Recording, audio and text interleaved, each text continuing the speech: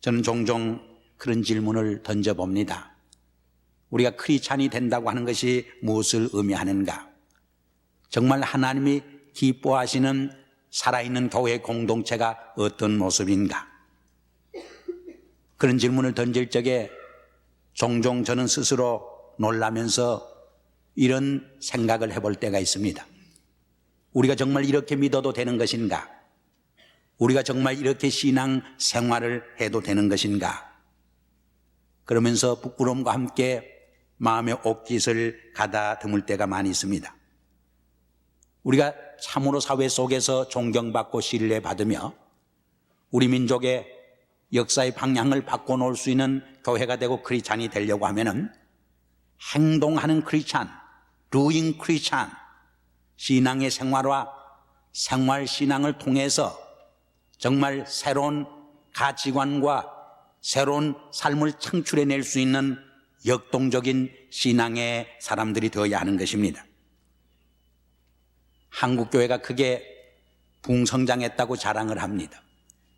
그러나 한국 사회에 1200만 크리스찬이 있다고 하면서 아직도 구태의연하고 부정부패가 만연하며 우리 교포사회에 3000여 교회가 있다고 하면서 아직도 정직한 교포사회, 진실된 교포사회를 이룰 수 없다고 하는 것은 우리 교회가 사회 속에서 역사적 사명을 바로 감당하지 못하는 것을 의미합니다. 이 사회 속에서 정말 빛과 소금의 책임을 바로 감당하지 못하는 것을 의미하는 것입니다. 지난해 한국의 문민정부가 개혁의 바람을 거세게 불러일으켰습니다. 그래서 많은 부정부패를 하고 또 축제했던 고급 공무원들이 자리를 떠났습니다. 그런데 부끄러운 것은 그 중에 많은 분들이 교회의 중직자들이었습니다. 교회의 장로요, 권사요, 집사였습니다. 이것은 우리에게 얼마나 생각해야 하는 어떤 의미에서 충격을 주는 이야기인지 알 수 없습니다. 저는 우리 한국 사회에 정말 개혁의 바람이 결실을 맺기 위해서는 부정부패를 척결하는 것으로 성공치 못한다고 봅니다. 더 근원적인 국민의식 개조가 일어날 적에 정말 국민의식의 개혁이 일어날 적에 그것이 가능하다고 봅니다. 그것은 바로 우리 크리스찬들이 앞장서서 정말 신앙의 생활화를 통해서 생활하는 신앙을 보여줄 수 있을 적에 그것이 가능하다고 보여집니다.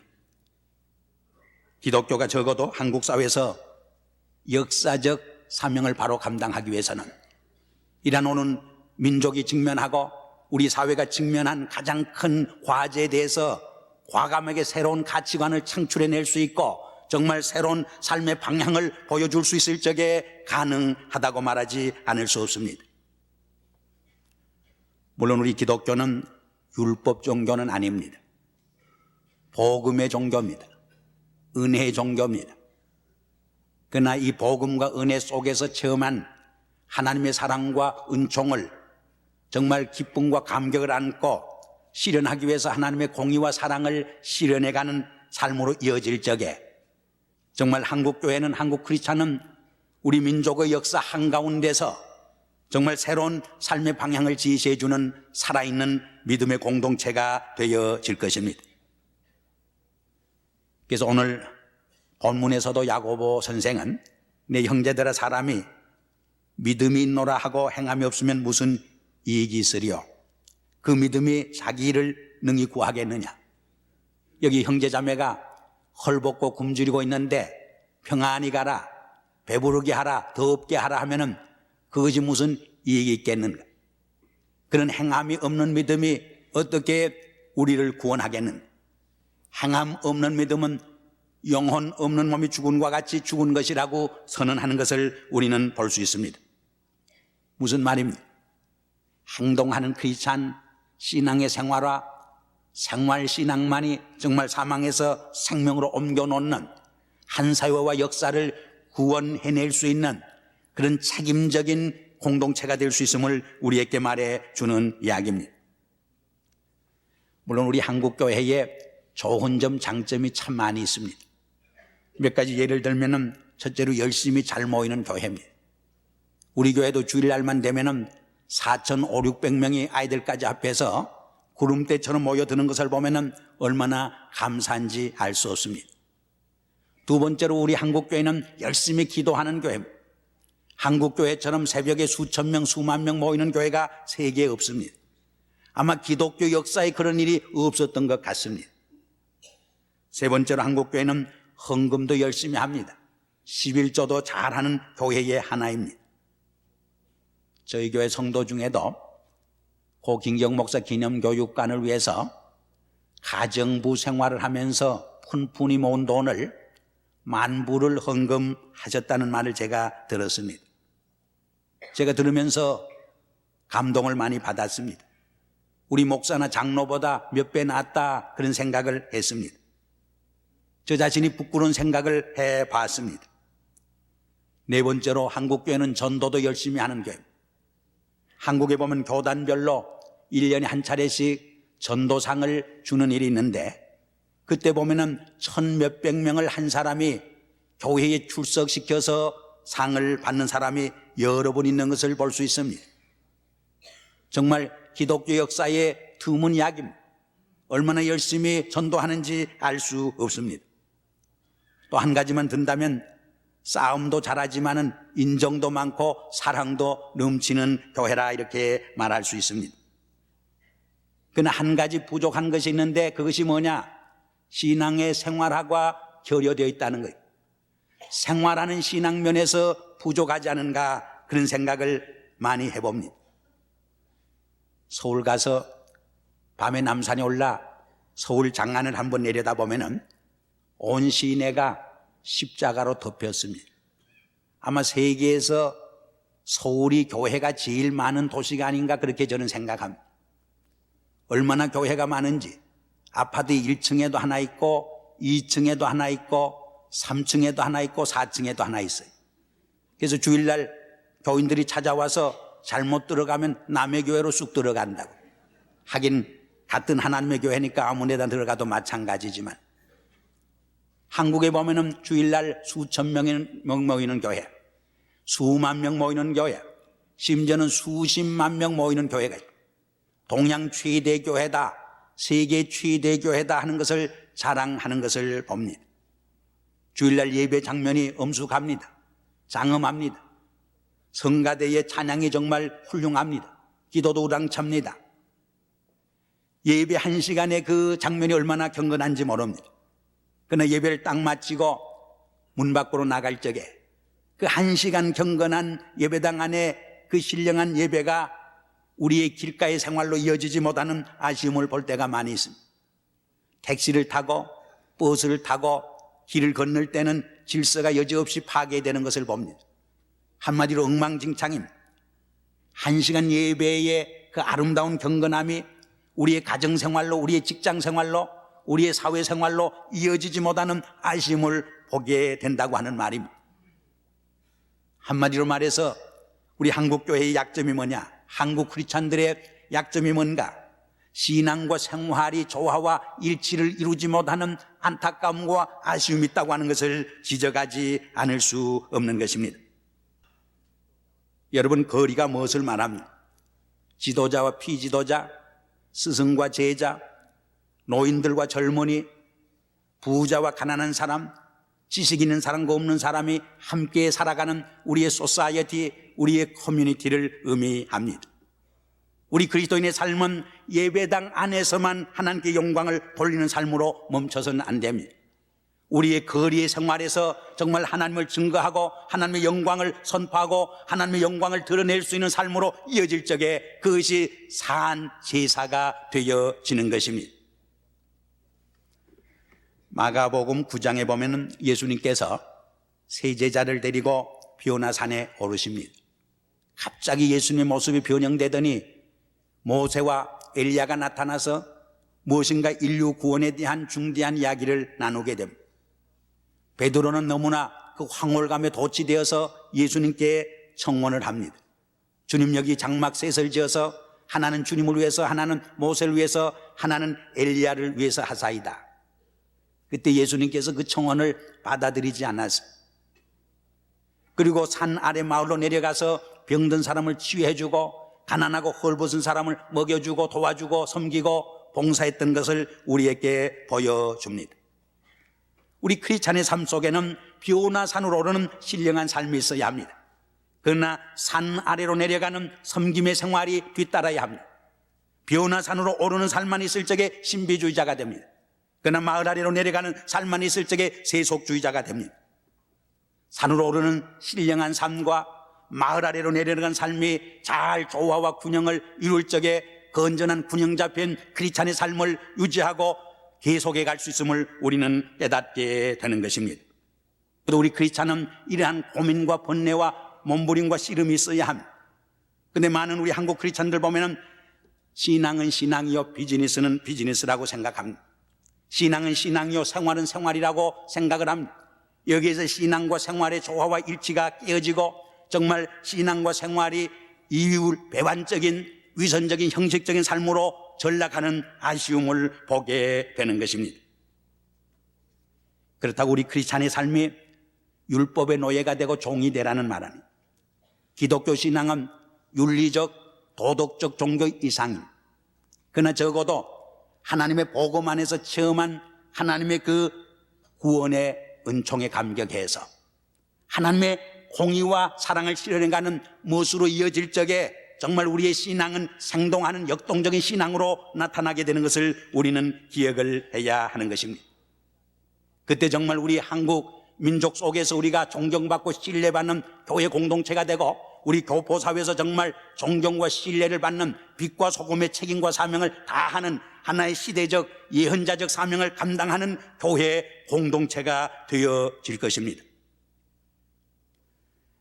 그 점에서 오늘은 우리 교회 크리스찬들이 신앙의 생활화를 위해서 오늘 우리 교포사회 속에서 우리 민족의 역사의 현장에서 어떻게 우리가 살아가야 할 것인가, 어떤 역할을 감당해야 할 것인가, 이런 문제를 같이 조명해 보려고 합니다. 우리가 설교가 너무 추상적인 경우가 많은데 오늘은 대단히 구체적인 실제적인 말씀을 좀 드려보려고 합니다. 우리 한국 민족에게 장점이 많이 있어요. 좋은 점이 많이 있어요. 그러나 부족한 점, 부정적인 면이 또 없지 않아 있습니다.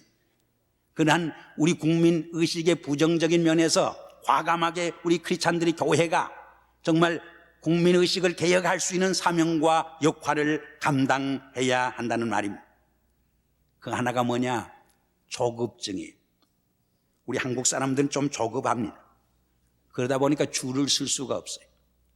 서양 사람들은 줄을 잘 섭니다.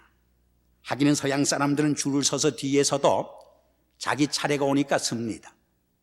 그러나 우리는 문화적 사회적 배경이 그렇지를 못했어요. 줄을 서 있으면 표가 자기에게 돌아오지 않습니다. 배급살이 자기에게 돌아오지 않습니다. 구호물자가 자기 차례에 오지 않습니다. 그러니까 결사적으로 세치기를 해서라도 목적을 이루어야 하는 것이 우리의 역사적 배경이었습니다. 그러므로 줄을 잘 서지 못하는 그 면을 이해할 만도 합니다. 그러나 그것이 국민성이 된다면 얼마나 불행한 일인지 알 수 없습니다. 물론 이스라엘 백성들에게도 조급증이 없지 않아 있었습니다. 그래서 광야에 나와서 하나님을 원망하고 지도자를 원망하고 서로 불평하다가 오히려 그 조급증 때문에 광야에서 60만이 멸망을 당하는 심판을 받는 불행한 역사를 가져오게 됩니다. 하나님은 이스라엘 백성들의 이 조급증을 치유하기 위해서 오히려 40년의 광야 생활을 통해서 연단하고 훈련하게 되는 것을 우리는 볼 수 있습니다. 신앙은 기다림의 삶입니다. 구약시대는 오실 메시아를 기다리며 살았고 신약시대는 다시 오실 재림의 그리스도를 기다리며 살아가는 것이 신앙의 삶인 것입니다. 두 번째로는 정직성과 진실성이 결여되어 있습니다. 지난 수요일 날 김인수 목사님이 이 문제에 관해서 잘 말씀을 해 주었습니다. 이 정직성과 진실성이 결여될 적에 여기에서 거짓말이 생깁니다. 여기에서 사기, 협잡, 횡령, 도적질이 시작됩니다. 온갖 부정부패가 여기서 출발되어집니다. 허례의식이 여기서 시작됩니다. 불신 사회가 조성됩니다. 적당주의와 한탕주의가 횡행하게 되는 것입니다. 그래서 성경에 보면은 거짓말을 아주 엄하게 다룹니다. 예를 들면은 엘리사의 하인 게하서가 나만에게 돈 몇 푼 받았다고 문둥병이 됩니다. 돈 몇 푼 받았기 때문에 문둥병이 된 것이 아닙니다. 그 후손이 영원히 문둥병자가 된 것이 아닙니다. 거짓말을 했기 때문입니다. 사도행전 5장에 보면 아나니아 삽비라가 죽습니다. 그 혼이 떠납니다. 그것은 재산을 팔아서 하나님 앞에 바치지 않았기 때문이 아닙니다. 반은 감춰두고 하나님을 속이고 성령을 속였기 때문에 그런 심판을 받았던 것을 우리는 기억합니다. 계시록 21장 제일 마지막 절에 보면은 하나님 나라 천국의 영화스러운 모습을 그려놓은 다음에 거짓말 한 자는 이리로 들어오지 못하리라 했어요. 속된 것과 가증한 것과 거짓말을 한 자는 이 천국에 들어올 수 없나니 오직 어린 양 생명책에 기록된 자만이 들어올 수 있다, 그렇게 말씀하는 것을 우리는 볼 수 있습니다. 세 번째로는 시간 관념입니다. 어떤 이가 그런 말을 했어요. 그 나라와 그 사회의 문화의 정도를 측정하려면 세 가지를 보면 알 수 있다 그랬어요. 첫째는 그 국민의 진실성, 두 번째로는 그 사회의 거리의 청결함, 깨끗함, 세 번째로는 그 국민들의 시간 관념을 보면 알 수 있다 그래서 조금 많이 낮았습니다만은 아직도 우리 한국 사람들에게 시간 관념이 부족합니다. 그래서 코리안 타임이라는 말이 나온 것은 얼마나 부끄러운 이야기입니다. 네 번째로는 용두삼위격이란, 우리 한국 정부나 한국 사람들이 시작할 때는 소리가 큽니다. 거창하게 시작하는데 끝은 희지부지하게 끝난다는, 한국 문민정부가 시작한 개혁도 용두삼위격이 되지 않나 염려하는 분들이 많이 있습니다. 우리 인생은 시작을 잘하는 것도 중요하지만 끝을 잘 맺는 것이 더 중요합니다. 우리 인생에 있어서 출생도 중요하지만 마지막 죽음을 잘 마치는 것이 더 위대한 것입니다. 우리는 금년 생동하는 구역 생산한 교회라고 하는 표어로 총구역 활성화를 출범했는데 이것도 용두삼위가 되지 않기를 바랍니다. 작심삼이라는 말처럼 우리가 새해를 시작할 적에 이 해만은 좀 가볍게 뜻있게 보람있게 살리라 결심하지만은 용두삼위격이 되므로 결실을 맺지 못할 때가 얼마나 많이 있습니까? 다섯째로는 공과 사를 잘 구별을 못한다고요. 왜 부정공무원이 되느냐? 공과 사를 잘 구별하지 못하고 공적인 것도 제복에 때 넣으니까 문제가 되죠. 또 공과 사를 구별하지 못할 바에는 자기 집에서 하는 것처럼 공적인 데서도 잘하면은 사실은 문제가 없는데 자기 집에서는 얼마나 열심히 합니까? 얼마나 아낍니까? 얼마나 진실되게 합니까? 그러나 우리 한국 사람들이 공적인 것, 공동적인 것에 대해서는 무관심합니다. 아무렇게나 쓰고 아무렇게나 해도 된다고 생각을 합니다. 여기에 문제가 있는 것을 봅니다. 또 뇌물과 선물을 잘 구별을 못한다고요. 하기는 물자가 다 같이 붙었으니까 잘 구별하기 어렵지요. 이 선물도 자꾸 받다 보면은 뇌물도 선물로 착각을 하기 쉽다는 거예요. 그러므로 너무 선물에 대해 관심을 가져서도 안 되는 것입니다. 오늘 우리 국민성에 시정해야 할, 개혁해야 할, 의식개조를 해야 할 면이 공과 사를 바로 구별하고 뇌물과 선물을 바로 구별할 줄 아는 삶입니다. 여섯째로는 주인의식이 부족하다 그런 말이에요. 그 말은 책임감이 부족하다는 뜻이에요. 이 주인의식이 부족할 적에 어떤 현상이 일어나느냐? 사회 참여가 결여되고 그 사회 봉사, 서비스 정신이 부족하게 되고 공중도덕이 결여됩니다. 우리 한국 분들이 한 사람 한 사람은 똑똑한데 이 공중도덕, 공중예의가 부족하다는 말을 종종 듣습니다. 그래서 거리나 변소나 공중목욕탕이나 혹은 공원에 가서 휴지나 쓰레기를 아무렇게나 버리는 경우가 종종 있습니다. 제가 카나다에 있을 적에 어떤 한인단체가 공공시설을 빌려 썼는데 너무 지저분하게 너지러나서 다시는 한인단체 주지 않겠다는 말을 했다는 말을 듣고 얼마나 가슴 아팠는지 알 수 없습니다. 우리가 이 땅에서 살아갈 적에 좀 더 주인의식을 가지고 밝은 사회를 건설하고 범죄와 폭력이 없는 하나님의 공의와 사랑이 실현되는 사회를 건설하기 위해서 좀 더 주인의식을 가지고 참여해야 할 줄 압니다. 이 나 하나쯤이 문제가 돼요. 나 하나쯤이 전체를 이루는 것인데 나 하나쯤이 결국 전체 공동체를 파괴시킬 때가 얼마나 많이 있습니까? 좀 미안한 이야기입니다만 지난주 재직 수련을 했는데 우리 재직들이 참여의식, 주인의식이 너무 결여되어 있어요. 1600, 700명 재직 중에 그저 400명 정도밖에 모여서 되겠습니까? 그래가지고도 우리 교회가 큰 교회다 그런 생각을 해서 되겠습니까? 정말 우리 새해는 좀 더 주인의식을 가지고 참여의식을 가지고 공동체를 통해서 하나님께 영광을 돌려야 할 줄 압니다. 단결심이 그 다음에 부족하다고 그래요. 하나는 똑똑한데 셋이 모이면 늘 분쟁이 생긴다고 그래요. 본인 앞에서는 말 못하고 뒤에서 말하는 버릇이 있다고 그래요. 감정 표현이 너무 직설적이고 노골적이라고 합니다. 또 아는 사람에겐 친절한데 모르는 사람에겐 대단히 불친절하다. 제가 일본 가서 참 감동을 받은 것은 그렇게 친절해요. 그분들이 속은 어떻든 간에 겉으로는 얼마나 친절한지.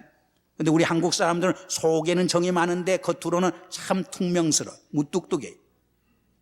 우리 교회는 아닙니다만은 제가 가끔 전화 이렇게 하면은 그렇게 퉁명스럽게 전화를 받아요. 그래서 제가 박아무개 목사라 그러면 얼른 목소리가 바뀌어지면서 아 그렇습니까 하고 달라져요.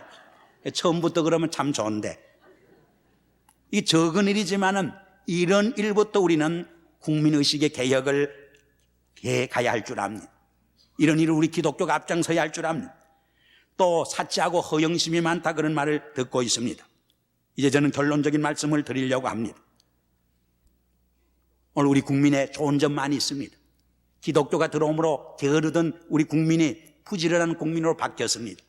그러나 지금 말한 몇 가지 문제에 있어서 정말 국민의 의식 개조를 우리 기독교 신앙을 통해서 생활함으로 행동하는 크리스찬의 삶을 통해서 역동적인 신앙을 통해서 이룰 수 있을 적에 정말 우리 기독교는 우리 민족 사회에서 존경과 신뢰를 받게 될 것입니다. 정말 사회의 빛과 소금의 역할을 바로 감당할 것입니다. 우리 시대를 향한 예언자적 사명과 선교적 사명을 바로 감당하는 새로운 가치관을 창출해낼 수 있는 새로운 국민의식을 창출해내는 정말 살아있는 신앙의 공동체가 될 줄 믿습니다. 이라는 의미와 축복이 새해에 우리 교회를 통해서 이루어지기를 주의 이름으로 축원합니다. 기도하겠습니다. 아버지 하나님, 오늘 야고보 선생의 말씀을 통해서 행동하는 크리스찬, 생활신앙, 신앙의 생활화를 묵상하게 하심을 감사합니다. 오늘 교포사회 속에서 한국 민족의 역사 속에서 우리 한국교회는 정말 행동하는 크리스찬의 삶을 통해서 새로운 가치관을 창출해낼 수 있도록 도와주시고 새로운 국민의식을 개혁해가는 이 역사적 사명을 바로 감당할 수 있게 은총을 베풀어 주시옵소서. 예수 그리스도 이름으로 감사하며 기도드리옵나이다. 아멘.